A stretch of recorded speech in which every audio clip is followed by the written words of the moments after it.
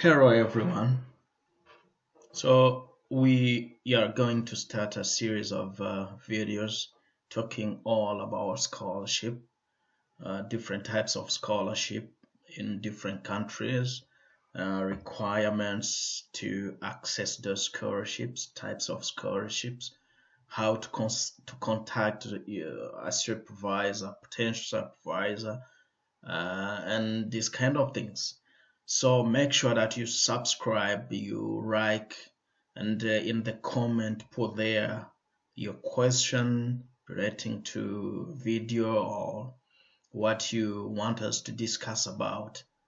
Hopefully we shall get back to you, giving you the right answer and trying to direct you to different scholarship that we shall be talk about, and those are the ones that we will not be able to talk about in these short videos. Now, today we gonna talk about the frequently asked documents when applying to a scholarship, whether a PhD or master's scholarship. Today we're gonna talk about 8 frequently asked documents. Now, uh, as you know, a scholarship is a grant in aid to a student. It may be given by a colleague or by a foundation.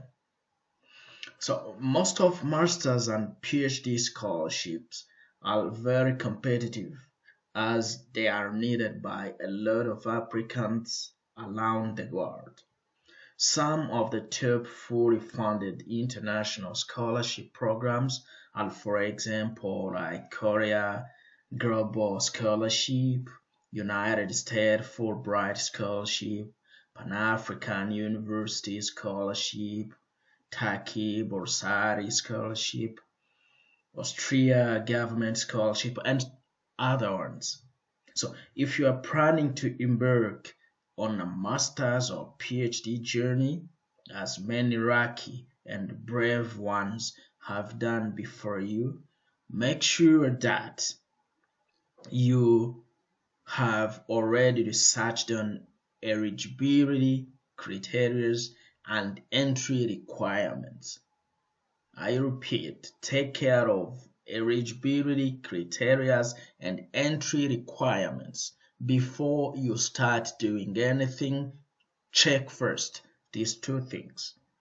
After checking that, if you have found that a relevant master's or PhD program, make sure that you pay particular attention to those requirements for each programs, because if you want one you will need to pass through different programs or different scholarship to find out one that may fit you.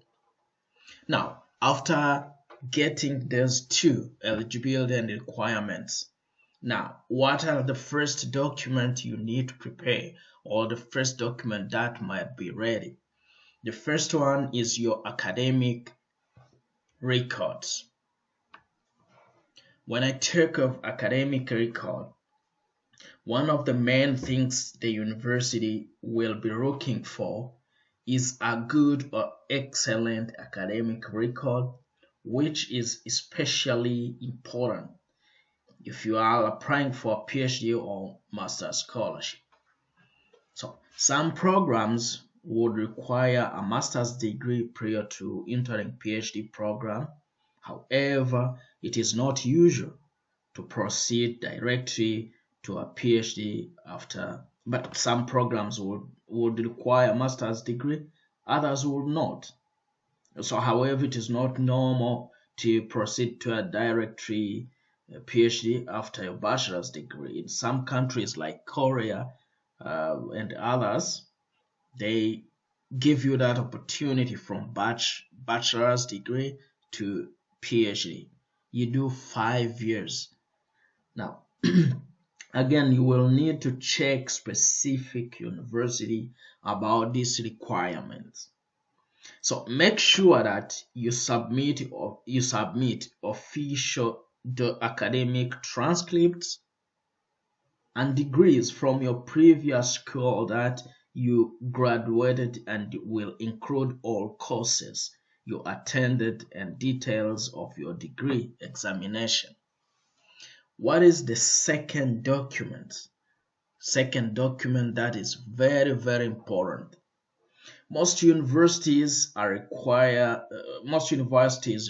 you to provide one or two, some even three letters of recommendation. One of the recommendation letters should be ideally provided by your previous academic advisor or university tutors, since they will be able to comment on your academic abilities.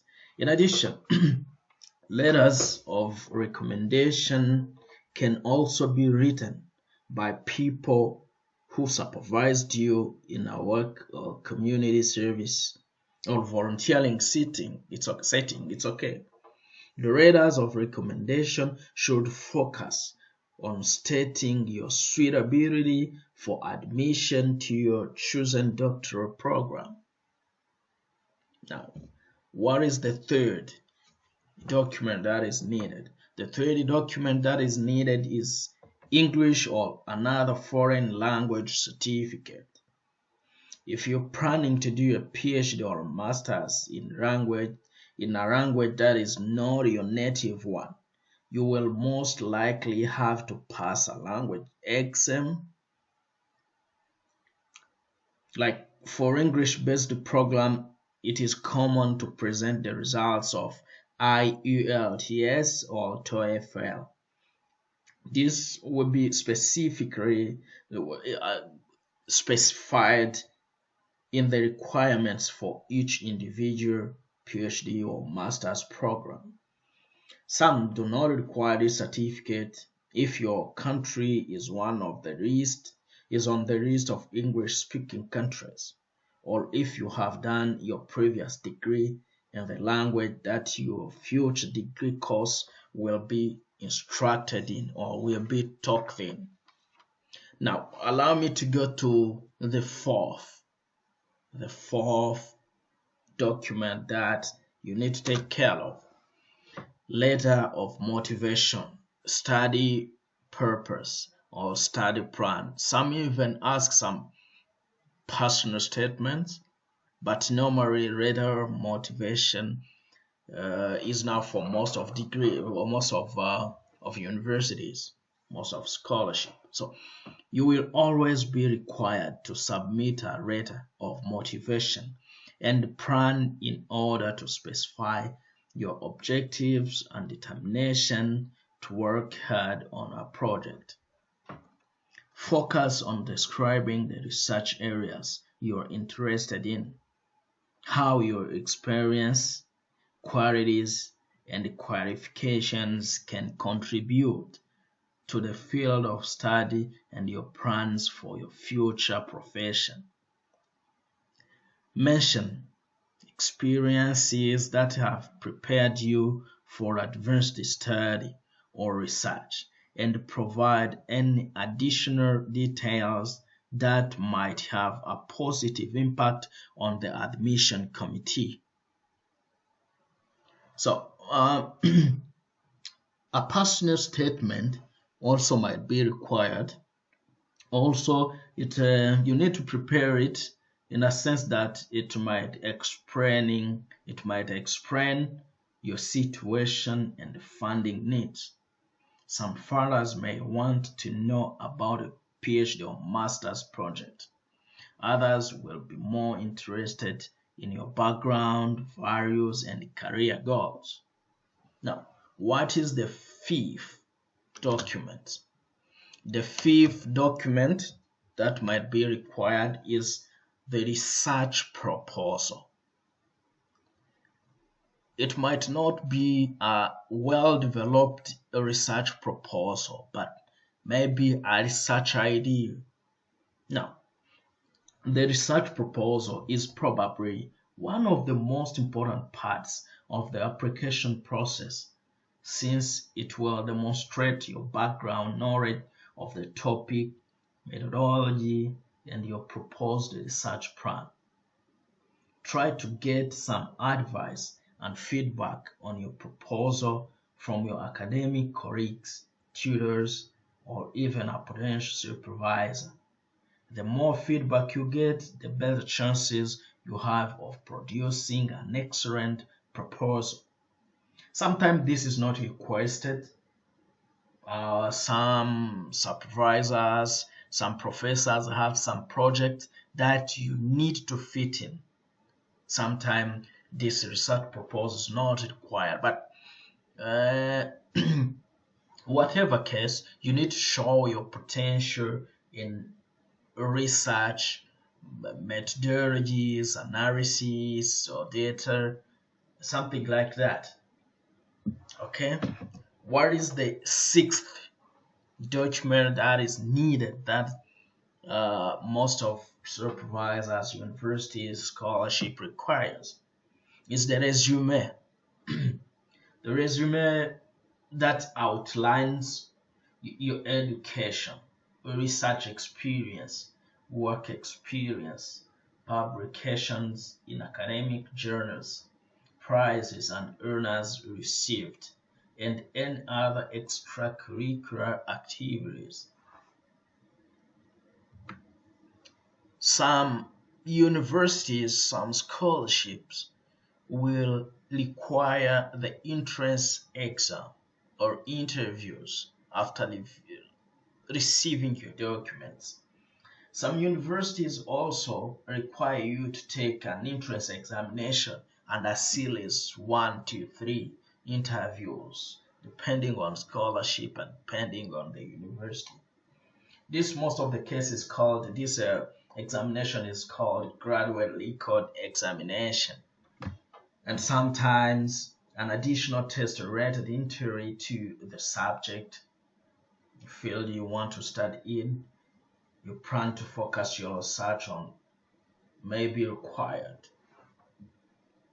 What is the number 8? On number 8, I've tried to put together all the documents, all the things I was thinking that might be or not required, but better to prepare all this before.